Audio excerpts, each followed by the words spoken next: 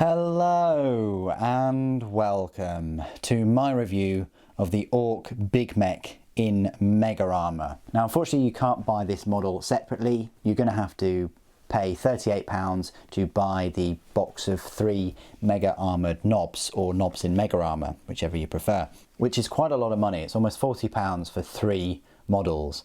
But then when you also factor in that if you choose to go down this route of turning one of the Mega-Armoured Nobz into a Big Mek, you're then left with only 2 Mega-Armoured Nobz, and the unit size is 3. It's 2 Mega-Armoured Nobz and a Boss Nob. Now, like me, there's nothing stopping you from calling this Big Mek a Boss Nob and agreeing with your opponent that it's equipped with whatever the Boss Mega-Armoured Nob is equipped with. I think that's fine. However, I just wanted to put that out there. I think the limitations are quite obvious in this set. However, I would have preferred if GW had made a set just for Mega-Armoured Nobz with the 2 different sets of weapons, you know, the melee focused or the melee / ranged focused Mega-Armoured Nobz. I just wanted to do a separate review of this Big Mek in Mega-Armour, because I've never done one before. So, as usual, we'll have a closer look at the Big Mek in Mega-Armour.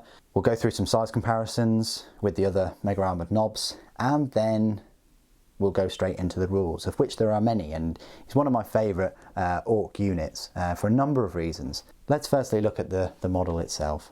So, as you can see here, I've equipped mine with a teleport blaster, which is these 3 kind of energy arrays all linked up with cabling, with teeth hanging from them, and nuts as well. You've got the power plant for the Mega-Armour itself. I don't know whether you've got some rear armour or whether that's just his trousers poking through. You've got this claw thing, and then you've got this custom Mega Blaster, which is another nice ranged weaponry. I mean, he's a Meg at the end of the day, he's a Big Mek, so you would expect him to have some decent weapons on his person. He's got this nice spanner symbol on top of his head, and he's kind of got like wearing like a welder's mask with some kind of rebreather or something on there, but plenty of detail on this model. One of my favorites. It reminds me a bit like Bioshock, like the Big Daddies, I guess.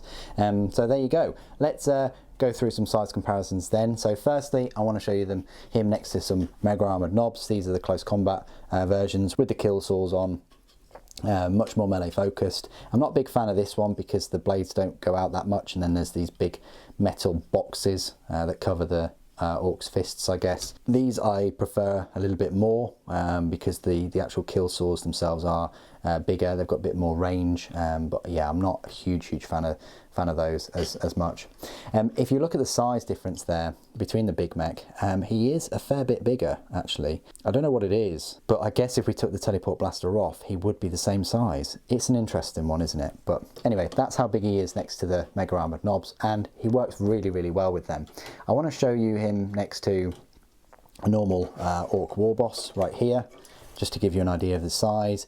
He's pretty much War Boss size in all intents and purposes. I think the Mega-Armour makes him look a bit bigger. Comparing him to a normal Ork boy, he's much bigger than a boy, and compared to a Gretchen as well. It's a shame he doesn't have some kind of Grot Oiler or Gretchen around him, or even something on his near his base. Final size comparison I like to make is always with the 3 Imperium models, the Space Marine on the left, Slight Marbo in the middle, and then Primaris on the right. So hopefully you can see that well. Compared to a normal Space Marine, he's a fair bit bigger. Compared to a Primaris, however, Primaris is a little bit taller than where his head is, and actually his Mega-Armour. And that's the same for the Mega-Armoured Nobz. The Primaris Space Marines are a bit taller overall. So now you've plodded into my part of the review where I will go through all of his rules. You'll find him in the HQ section of the 8th edition Ork Codex. He's actually the 2nd most expensive HQ unit after Ghazghkull Thraka.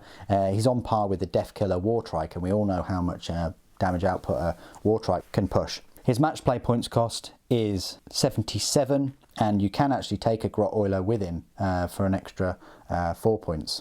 And he totally slipped my mind. He's right here. Let's put him nearby. This little Big Mek wannabe. He's got this squig. I guess there's some gas or something coming out of the squig, and then he's setting it on fire and using it as a little blowtorch. I think that's a pretty cool model to have nearby, so we'll just put him there with him. So yes, as I was saying, his match play points cost is 77. You're going to have to pay 11 points for the teleport blaster and another 9 points for the custom mega blaster, and of course another 13 points for the power claw. The grot oiler will only set you back 4 points. So his stat line reads: he's a movement of 4 inches, a weapon skill 3+, ballistic skill 5+, strength 5, toughness 4, 5 wounds, 3 attacks, leadership 8, and a save of 2+. That's not really the best. I would have preferred an extra attack at 4, and I would have preferred a better weapon skill, but oh well. The grot oiler is a movement of 5 inches, weapon skill 5+, ballistic skill 4+, strength and toughness are both 2. He's got 1 wound, 1 attack, leadership 4, and a save of 6+.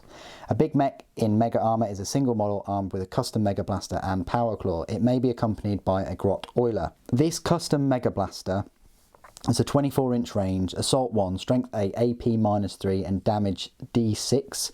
If you roll 1 or more unmodified hit rolls of 1, the bearer suffers 1 mortal wound after all of this weapon's attacks have been resolved.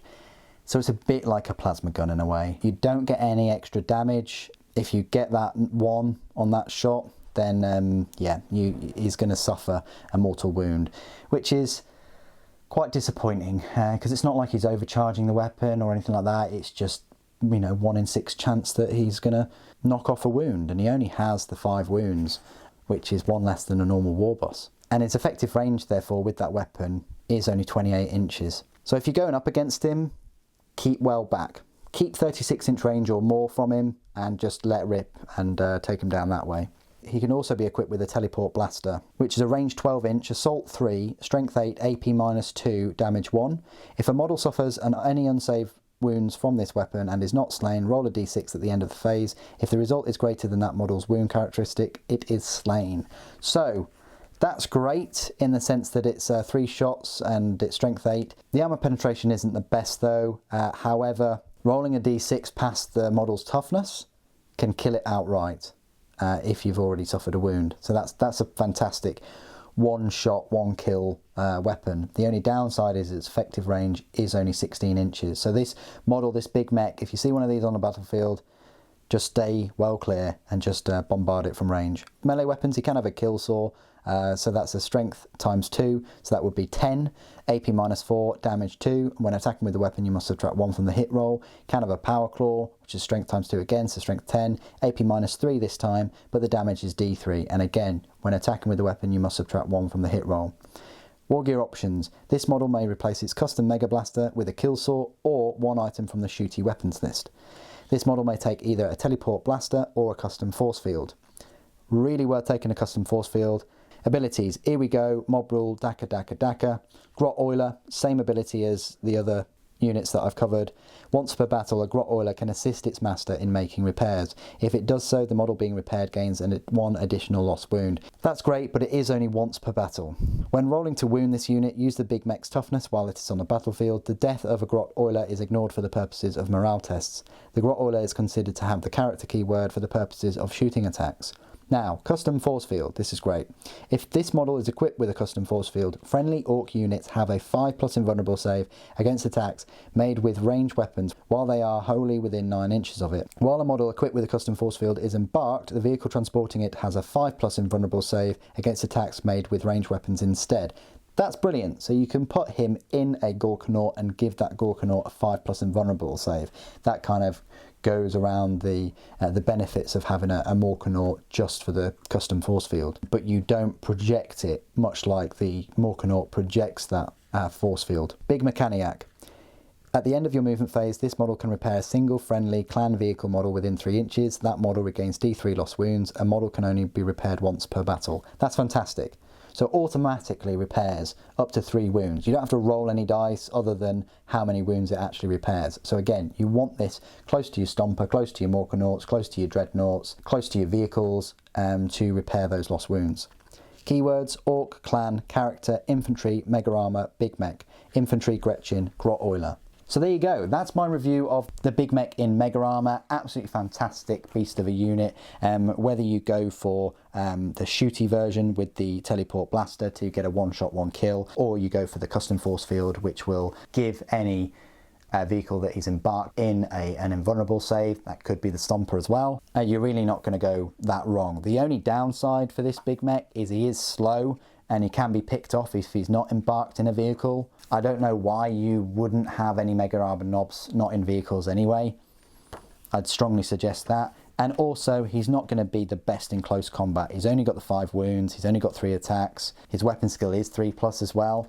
He can't go toe-to-toe with a war boss in terms of damage output in melee at least. But he does have some funky shorter range weapons. What do you guys think of the Big Mek in Mega-Armour? I think it's a fantastic model. I think the rules are quite decent too.